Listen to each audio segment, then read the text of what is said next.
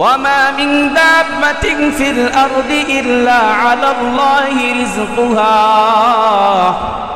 জমিনে যত প্রাণী আছে সমস্ত প্রাণীর রিজিকের জিম্মাদারি আল্লাহ পাক রব্বুল আলামিনের। ওয়া ইয়ালামু মুস্তাকাররাহা ওয়া মুস্তাওদাআহা, তিনি জানেন আবাসস্থল এবং সমাধিস্থল, অর্থাৎ তার মৃত্যুর আগের জিন্দেগি এবং মৃত্যুর পরের জিন্দেগি সম্পর্কে তিনি জানেন। কুল্লুম ফি কিতাবিম মুবিন, আর কিতাবে সবকিছু সুস্পষ্ট আকারে রয়েছে। তাহলে আমার আপনার রিজিকের দায়িত্ব কার? আল্লাহ তাআলা। রিজিক শেষ হয়ে যাবে, সে মৃত্যুবরণ করবে, হারামের পিছনে ছোটার কোনো প্রয়োজন নাই।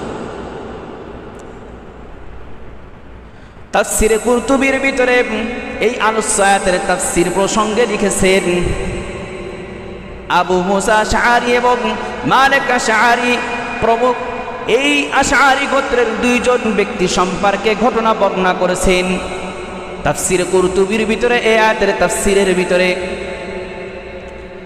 যখন আবু মুসা আশআরী রাদিয়াল্লাহু তাআলা আনহু এবং মালিক আশআরী রাদিয়াল্লাহু তাআলা আনহু ইয়ামান থেকে হিজরত করে মদিনায় পৌঁছালেন, তখন তাদের কাছে যে খাবারের বস্তু ছিল সেগুলো সব নিঃশেষ হয়ে গেল।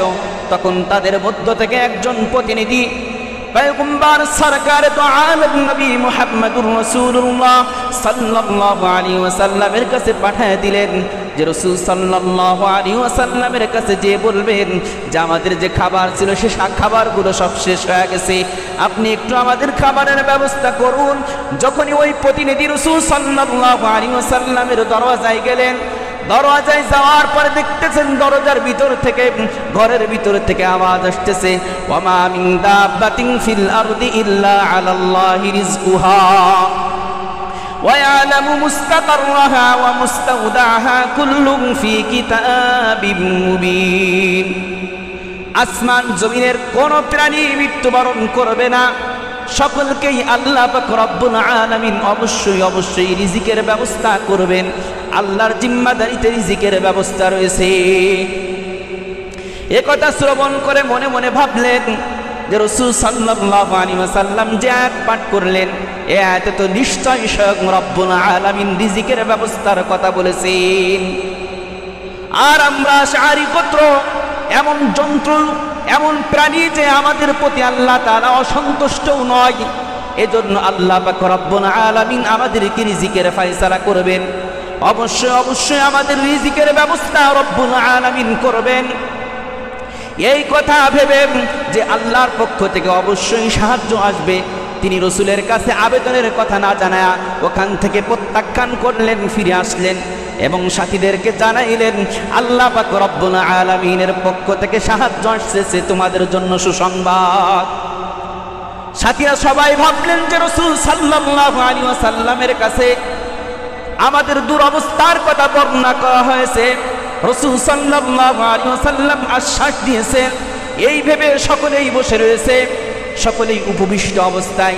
এমন সময় দুইজন ব্যক্তি চলে আসছে, খানসা ভর্তি, পরিপূর্ণ খানসা ভর্তি রুটি নিয়ে, গোশত নিয়ে দুইজন ব্যক্তি উপস্থিত হয়েছে। উপস্থিত হওয়ার পরে আশআরী গোত্রের সমস্ত লোকেরা সৎসঙ্গে উদার ভর্তি করে খাবার আহার করেছে। খাবার আহার করার পরে আর অতিরিক্ত খাবার রয়ে গেছে। তখন তারা সকলেই পরামর্শ করলো তাহলে এই অবশিষ্ট খাবারটুকু রাসূল কারীম সাল্লাল্লাহু আলাইহি ওয়াসাল্লামের কাছে পৌঁছায় দেওয়া এটাই আমাদের জন্য বাঞ্ছনীয়। তারা রাসূল সাল্লাল্লাহু আলাইহি ওয়াসাল্লামের কাছে পৌঁছায় দেওয়ার জন্য দুইজন ব্যক্তি নির্ধারণ করলো। দুইজন ব্যক্তি খাবারগুলো রাসূল সাল্লাল্লাহু আলাইহি ওয়াসাল্লামের কাছে পৌঁছায় দিলেন, দিয়ে বললেন ইয়া রাসূলুল্লাহ, এই খাবারটা অনেক সুস্বাদু ছিল এবং আমাদের প্রয়োজনের চেয়ে অতিরিক্ত ছিল। আপনি আমাদের কাছে খাবার প্রেরণ করেছিলেন, এই যে আপনার খাবার, অতিরিক্ত খাবার আপনার কাছে পৌঁছায় দিলাম, আপনি অন্যকে খাবারের ব্যবস্থা করে দিন। রাসূল সাল্লাল্লাহু আলাইহি ওয়াসাল্লাম বললেন আমি তো তোমাদের কাছে খাবার প্রেরণ করি নাই। তখন যেই দুইজন ব্যক্তি ওই খাবার ফেরত নিয়ে গিয়েছিলেন তারা বললেন ইয়া রাসূলুল্লাহ, আমরা আমাদের অবস্থার কথা একজন ব্যক্তিকে জানায় পাঠাইছিলাম আপনার কাছে, যে আমাদের এই দুরবস্থা, এই কারণেই আমরা মনে করলাম যে আপনার পক্ষ থেকে খাবার আসছে। তখন রাসূল সাল্লাল্লাহু আলাইহি ওয়াসাল্লাম বললেন, না না না, আমার পক্ষ থেকে খাবার চাই নাই। ওই মালিক, ওই মহান সত্তা, যিনি আসমান জমিনের মালিক, যিনি প্রতিশ্রুতি দিয়েছেন, যিনি ওয়াদা পেশ করেছেন সূরা হুদের 6 নম্বর আয়াতের ভিতরে, ওয়ামা মিন দাব্বাতিন ফিল আরদি ইল্লা আলাল্লাহি রিজকুহা ওয়া ইয়ালামু মুস্তাকাররাহা ওয়া মুস্তাওদাআহা। আসমান জমিনের এ ভূপৃষ্ঠের সকল জীবজন্তুর রিজিকের মালিক আল্লাহ পাক রব্বুল আলামিন, তিনি রিজিক প্রেরণ করেছেন। এভাবেই আল্লাহ তাআলা যুগে যুগে আসমান থেকে পাকানো খাবার সরবরাহ করেছেন। হযরত মূসা আলাইহিস সালামের উম্মতের জন্য আল্লাহ পাক রব্বুল আলামিন 40 বছর পর্যন্ত আসমান থেকে খাবার প্রেরণ করেছেন। ঈসা আলাইহিস সালামের উম্মতের জন্য আল্লাহ পাক রব্বুল আলামিন রুটি এবং ভুনা মাছের ব্যবস্থা আসমান থেকে করেছেন। আল্লাহ তাআলার একটা নিয়ম আছে, কিন্তু এটা নিয়মের বাহিরে, যে আল্লাহ পাক রব্বুল আলামিন নিয়ম ছাড়া কাউকে রিজিক দেন না। কিন্তু নিয়ম ছাড়াও যদি কেউ আল্লাহর উপরে ভরসা করে থাকে, পরিপূর্ণ তাওয়াক্কুল করে, আল্লাহ পাক রব্বুল আলামিন তাকে রিজিক দিবেন।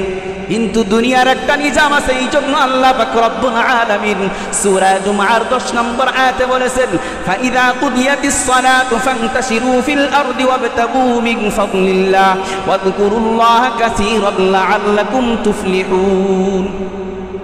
ফাইযা কুদিয়াতিস সালাত, যখন নামাজ শেষ হয়ে যায়, ফান্তাশিরু ফিল আরদ, তোমরা জমিনে ছড়িয়ে পড়ো, তোমাদের রিজিক অন্বেষণের জন্য তোমরা জমিনের ভিতরে ছড়ায়া পড়ো। ওয়াবতাগু মিন ফাদলিল্লাহ, আল্লাহর অনুগ্রহ অন্বেষণ করো। ওয়াযকুরুল্লাহা কাসীরা, এবং অধিক পরিমাণে আল্লাহকে স্মরণ করো। লাআল্লাকুম তুফলিহুন, তাহলে তোমরা সফল কাম হতে পারবে। তাহলে আল্লাহ দুনিয়াতে রিজিক দান করেন। রিজিক ভক্ষণ করা আল্লাহ তাআলা সূরা বাকারার 168 নম্বর আয়াতে সে কথা বলেছেন, يا أيها الناس كلوا مما في الأرض حلالا طيبا ولا تتبعوا خطوات الشيطان إنه لكم عدو مبين। হে লোক সকল, তোমরা খাও, পৃথিবীর মধ্যে যা আছে হালাল এবং পবিত্র সেটা থেকে তোমরা আহার করো। ওয়ালা তাত্তাবিউ খুতুওয়াতিশ শাইতান, এবং শয়তানের পদঙ্ক অনুসরণ করো না। ইন্নাহু লাকুম আদুউম মুবিন, নিশ্চয় সে তোমাদের প্রকাশ্য শত্রু। আল্লাহ তাআলা সূরা আল-আনআমের 142 নম্বর আয়াতের ভিতরে বলতেছেন, ওয়া মিনাল আনআমি হামুলাতান ওয়া ফারশা কুলু মিম্মা রাযাকাকুমুল্লাহ ওয়া লা তাত্তাবিউ খুতুওয়াতিশ শাইতান ইন্নাহু লাকুম আদুউম মুবিন। চতুষ্পদ জন্তুদের মধ্য থেকে কিছু সৃষ্টি করেছেন বোঝা বহন করার জন্য, আর কিছু সৃষ্টি করেছেন ক্ষুদ্র আকৃতির বান্দাদের আহারের জন্য। আল্লাহ পাক রব্বুল আলামিন সৃষ্টি করেছেন, কুলু মিম্মা রাযাকাকুমুল্লাহ, তোমরা তা আল্লাহর দেওয়া রিজিক থেকে আহার করো। ওয়ালা তাত্তাবিউ খুতুওয়াতিশ শাইতান, শয়তানের পদঙ্ক অনুসরণ করো না। ইন্নাহু লাকুম আদুউম মুবিন, নিশ্চয় সে তোমাদের প্রকাশ্য শত্রু। আল্লাহ তাআলা কোরআনের অন্যত্র মুমিনদেরকে আদেশ করে বলতেছেন, সূরা বাকারার 172 নম্বর আয়াতে বলতেছেন, ইয়া আইয়ুহাল্লাযীনা আমানু কুলু মিন তাইয়্যিবাতি মা রাযাকনাকুম ওয়াশকুরু লিল্লাহি ইন কুনতুম ইয়্যাহু তা'বুদুন। হে ঈমানদারগণ, কুলু মিম্মা রাযাকাকুমুল্লাহ, তোমাদেরকে যা রিজিক দিয়েছি তা তোমরা আহার করো। ওয়াশকুরু লিল্লাহ, আল্লাহর শুকর করো, শুকর আদায় করো, কৃতজ্ঞ আদায় করো। ইন কুনতুম ইয়্যাহু তা'বুদুন, যদি তোমরা তারই ইবাদত করে থাকো। আল্লাহ তাআলা সূরা মুমিনুনের 51 নম্বর আয়াতে নবীদেরকেও একই আদেশ করলেন, ইয়া আইয়ুহার রাসূল কুলু মিনাত তাইয়্যিবাতি ওয়া'মালু সালিহা ইন্নী বিমা তা'মালুনা আলীম। হে রাসূলগণ, কুলু মিন তাইয়্যিবাত, তোমরা তাইয়্যিবাত, কুলু মিন তাইয়্যিবাত, তোমরা পবিত্র খাবার আহার করো। ওয়া'মালু সালিহা, এবং সৎকর্ম করো। ইন্নী বিমা তা'মালুনা আলীম, আর তোমরা যা করো সে সম্পর্কে আমি রব্বুল আলামিন অবগত। হাদিসে রাসূল সাল্লাল্লাহু আলাইহি ওয়াসাল্লাম মাআরিফুল হাদিসের 1738 নম্বর হাদিসের বর্ণনার ভিতরে জন্যই বলেছেন তালাবু কাসবিল হালাল ফরিযা বাদাল ফরিযা, ফরজ সমূহের মধ্যে একটা ফরজ হলো হালাল রিজিক উপার্জন করা। মুসলিম তিরমিজি শরীফের 2989 নম্বর হাদিসের ভিতরে রাসূল করিম সাল্লাল্লাহু আলাইহি ওয়াসাল্লাম বলতেছেন ইয়া আইয়ুহান নাস ইন্নাল্লাহা তাইয়্যিবুন লা ইয়াকবালু ইল্লা তাইয়্যিবা। লোক সকল, হে লোক সকল, নিশ্চয় আল্লাহ তাআলা পবিত্র, আর আল্লাহ তাআলা পবিত্র ছাড়া কোনো কিছুকেই গ্রহণ করেন না। আল্লাহ যেহেতু পবিত্র, এর জন্য পবিত্র জিনিস ছাড়া কোনো কিছুই তিনি গ্রহণ করবেন না। ওয়া ইন্নাল্লাহা আমারাল মুমিনিনা বিমা আমারাল মুরসালিন, যে আদেশ আল্লাহ রব্বুল আলামিন মুমিনদেরকে করেছেন একই আদেশ নবীদেরকে করেছেন, রাসূলদেরকে করেছেন। রাসূলদেরকে যে আদেশ করেছেন মুমিনদেরকেও সেই একই আদেশ করেছেন। কি আদেশ করলেন? এই যে দুইটা আয়াত সূরা মুমিনুনের 51 নম্বর আয়াতে নবীদেরকে ডাক দিয়ে বললেন ইয়া আইয়ুহার রাসূল কুলু মিনাত তাইয়্যিবাতি ওয়া'মালু সালিহা, হালাল রিজিক আহার করো। সূরা বাকারার 172 নম্বর আয়াতে এবার মুমিনদেরকে বললেন ইয়া আইয়ুহাল্লাযীনা আমানু কুলু মিন তাইয়্যিবাতি মা রাযাকনাকুম, তোমরা পবিত্র খাবার আহার করো যা আমি রিজিক স্বরূপ দিয়েছি।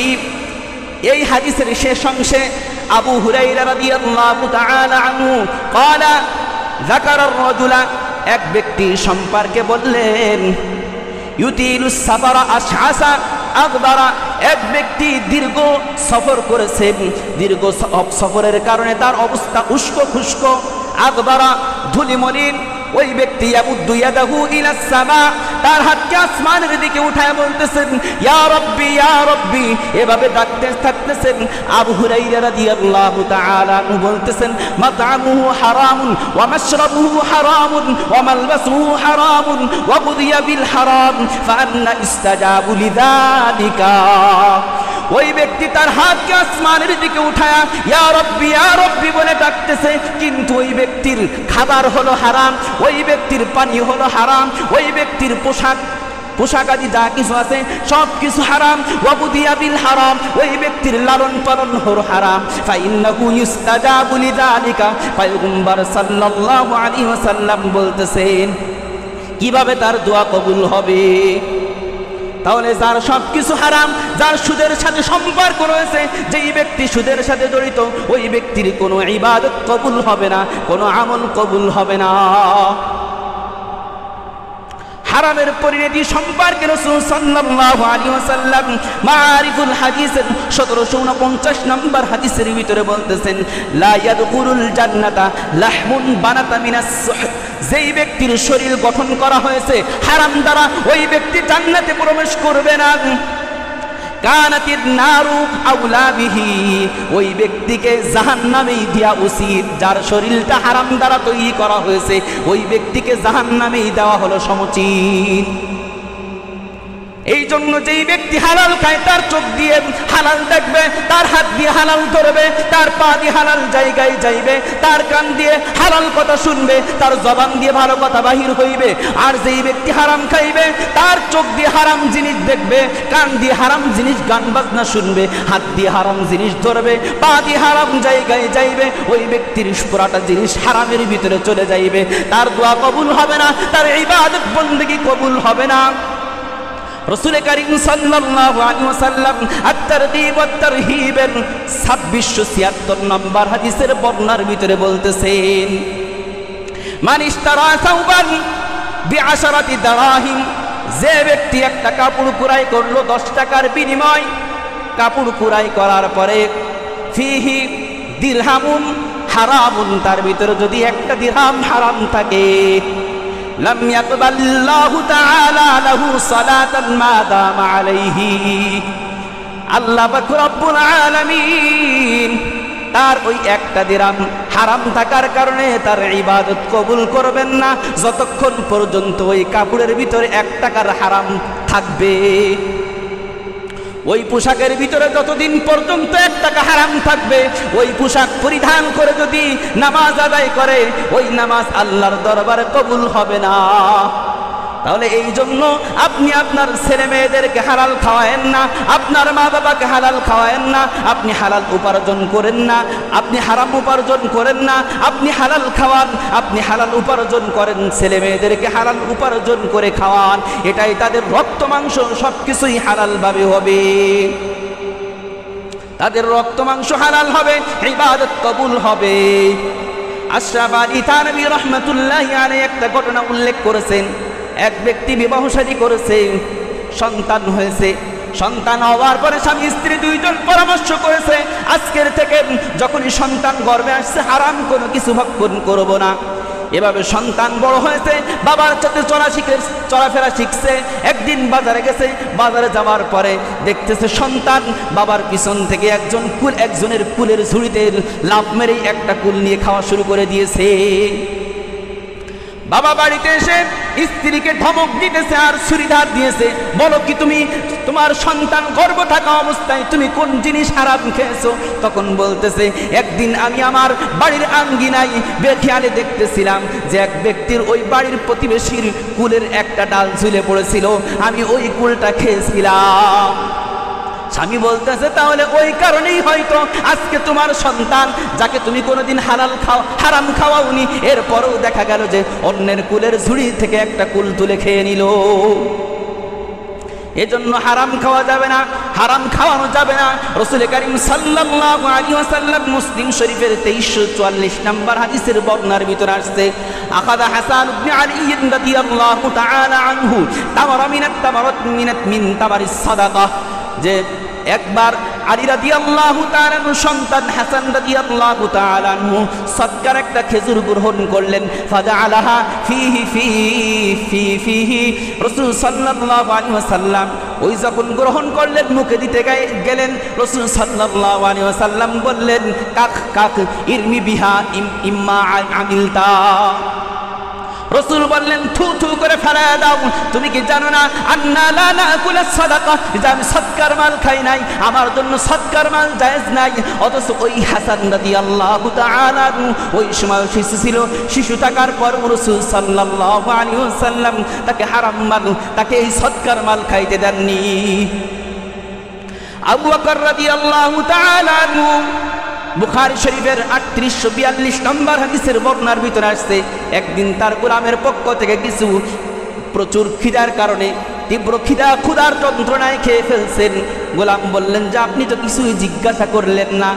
আবু বকর রাদিয়াল্লাহু তাআলা বললেন, কোথা থেকে নিয়ে আসছো?